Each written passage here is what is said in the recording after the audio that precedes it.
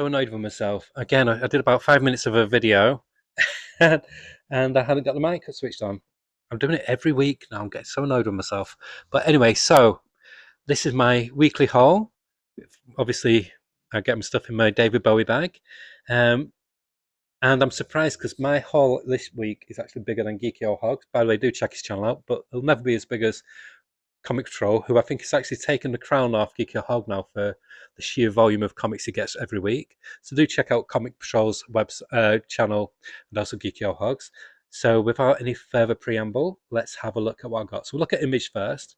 This one wasn't in my pool list because I want to see what it's like first. It's Rick Remender and Steve Epstein's Hammerfist. It should have been called Fisto, much more applicable. And they agreed with that at the local comic shop. But looks very nice. Excellent series. Blood of the Wolfman. This is is it the third issue? Yeah, third issue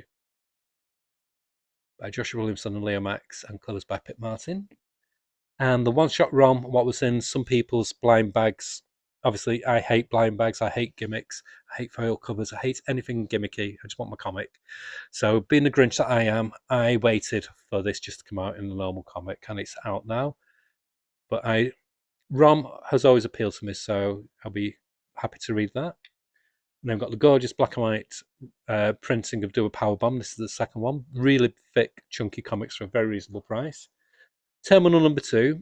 The first issue was definitely an art buy. I was a bit groaning with it until we got to like the last few pages and then it hooked me. But I'll see if it carries on the momentum. If it doesn't, then it will be on the chopping block. And then we've got the Always Excellent, Absolute Wonder Woman by the regular team of Kelly Thompson, Hayden Sherman, Jody Belair. This is a new storyline. So yeah, can't wait to dive into that. And then issue 3 of Absolute Catwoman by Shea Grayson and Bengal on artwork. This leaves leaving people very hot and cold. I enjoy it. Some people can't stand it. And then we've got Next Level One Shot, and it is a one shot. Deadshot knows too much. Now it's $4.99, but there's about 40 odd pages of story. DC really do cater to the fans to just make everything fan friendly all the way down to the prices, with arts by Fernando Blanco, Jerry Duggan on artwork, on storyline. Yeah, very happy with that. And I'm so glad this is the final issue of this storyline. This has been the only storyline in the whole of Tom Taylor's Detective Run that I've really not enjoyed. I've found it a bit cringy. I don't like when they do retro fitting characters that never existed. It's just cringe. And I hate this thing when they made them this team. No, just naff. Sorry, Tom. Really bad misfire. So I'm kind of pleased it's wrapping up. And I can't wait for that to come out, Doom Patrol. And then I got the one shot Bad Seed Sunset, because obviously there's the big crossover, and I do get a lot of Bat titles, so it was a no-brainer. $5.99, but there's again a lot of pages. This one has me very excited. New Vertigo title. I think it's a 6th issue, and then there's going to be another series next year, I think. Black Tail the Raven Conspiracy by Ramsey, Mike Perkins, the team behind Swamp Thing. Gorgeous, gorgeous, gorgeous. Then we move on to the other indies. So we got from Oni, Mind Management issue number 3. I got this variant cover because it just looked fun. What can I say? I like guts. But yeah, I got, as mentioned last time, I got the other 2 issues in the back issue bin. And again, this one I picked up just to see what it's like before I decide if I'm going to carry on with it. But it's Clive Barker's Hellraiser. They're doing a series of one-shots before the regular series relaunches. The art looks amazing. So I like a good horror comic. This one I didn't pick up initially, but I decided to after saw people like Comics Patrol reviewing it. So I got issue 2 today. That will flatten out when I put it in a comic bag, of Operation Iron Coffin. Second World War story, basically where Dracula fights Nazis. And my local comic shop had the first issue in the back issue bin, so I picked that up as well. But that's not all. I did get some manga today. I was umming and ahhing whether I was going to, but one book that sealed the deal for me was my favourite book of the year, and it's Billy Bat number 2, which has finally arrived.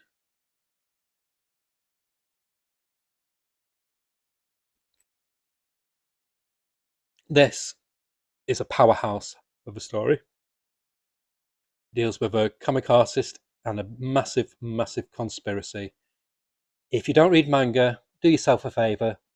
Even if this is the only one you ever buy Billy Bats. There's only 2 volumes out so far. Very, very reasonably priced. Um, in America, it's $13.99. In Canada, $18.99. In the UK, £9.99. Gorgeous, gorgeous book. And then I'm taking my time with this. So I'm just on the 3rd volume now of Chainsaw Man. But I've enjoyed what I've read so far. And then one that I've really enjoyed, a new series, Shinobi Undercover, about a ninja who goes undercover at high school. Just a fun, fun story. So that's everything. I do have 2 books coming today. I've got Power Fantasy #3, and one that I'll be doing a separate video for, so we can have a look at it because the art looks gorgeous. And it's from, I've never bought from them before, but I'm trying a Cinebook book, a book from Cinebooks, who specialise in doing European albums at very reasonable prices. And this one is called Scotland, and it's a mystery, obviously set in Scotland. So we shall have a look at that in a separate video. And tomorrow, or maybe later today, depending on how things go, I'll try and do a video of my updated comic shelf tour, because it's been 6 months and it's changed a lot. I've got more shelving and I've sold quite a few books, but I've also got a shitload more books to replace them. So my graphic novel selection has expanded even more. So that's hopefully something to look forward to. Okay, so as I said, I've got 3 graphic novels and then this whole stack of comics. Now, I thought I was going to get Comic Book Creator magazine with Gene Colan interview, but it wasn't in my pool list, and they said they were getting it me, so I might have to get that elsewhere. So I was a bit disappointed about that, but happy with everything else. So speak to you soon. So like I said, there should be 2 more videos coming soon. Okay, bye.